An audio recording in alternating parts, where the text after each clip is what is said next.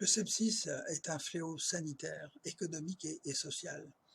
En effet, selon l'Organisation mondiale de la santé, en 2017, plus de 50 millions de personnes dans le monde ont été atteintes d'un sepsis. 42% des cas étaient des enfants. Et on considère, selon l'OMS, qu'un décès sur 5 dans le monde est dû au sepsis, ce qui représente environ 11 millions de décès chaque année en raison de sepsis, que ce soit des sepsis d'origine bactérienne, virale ou parasitaire. Et les survivants, plus de 1 sur 2 va présenter des séquelles aussi bien physiques que psychologiques.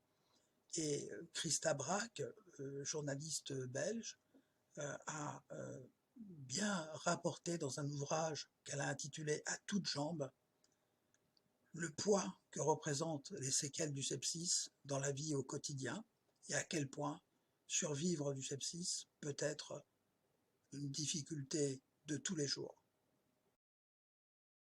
Malgré cette incidence et malgré ce poids extrêmement important que fait peser le sepsis sur nos sociétés, eh bien, l'investissement pour la recherche s'avère encore très insuffisant.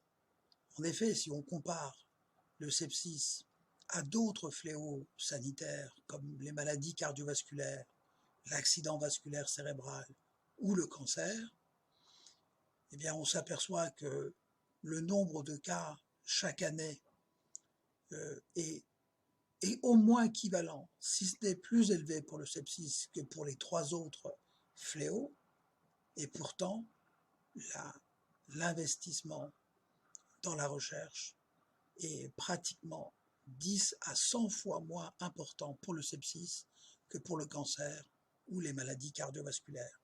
La conséquence directe, c'est qu'alors qu'il existe des traitements efficaces pour lutter contre les maladies cardiaques, contre l'accident vasculaire cérébral, contre la plupart des cancers, il n'existe toujours pas de traitement contre le sepsis.